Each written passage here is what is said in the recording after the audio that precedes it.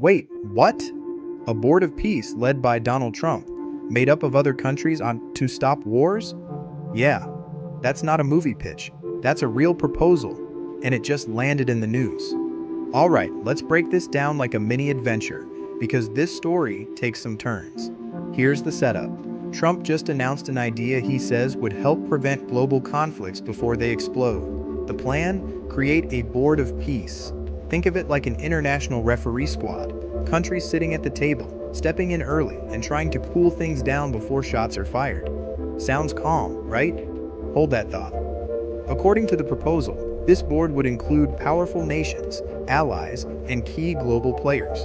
The goal is diplomacy first, talking instead of bombing, negotiation instead of escalation. Trump says wars often happen because nobody steps in early enough, and this board would change that. Now here's where it gets interesting.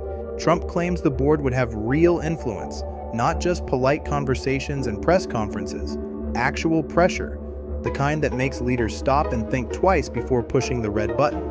And yes, this would be a major shift from how the world usually operates. Cue the suspense music, because critics immediately jumped in and said, wait, who decides who's on this board? And more importantly, who enforces anything it decides? That's the big question.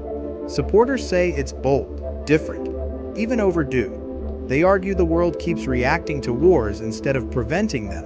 And honestly, that's not a crazy point. But critics, they're skeptical. They say international peace bodies already exist, and they don't always work. Adding another board might just be more talk, more meetings, and more headlines without real results. Here's the line that makes you stop and think. If peace were easy to organize, wouldn't we already have it? And here's the no way moment. Imagine rival nations, countries that barely speak, sitting in the same room, being told to calm down by a board. That's either genius diplomacy or the most awkward meeting in human history.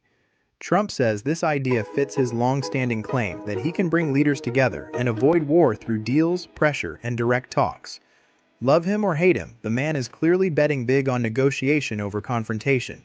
So what happens next? Right now, it's a proposal, not a policy. No votes, no official framework. Just an idea dropped into the global conversation like a chess piece placed early in the game. And that's where we leave it. Is this the early blueprint of a new global peace strategy, or just another headline that sparks debate and fades away? Stick around, subscribe, because tomorrow's story might reveal whether this board of peace is actually gaining traction or quietly heading to the idea graveyard.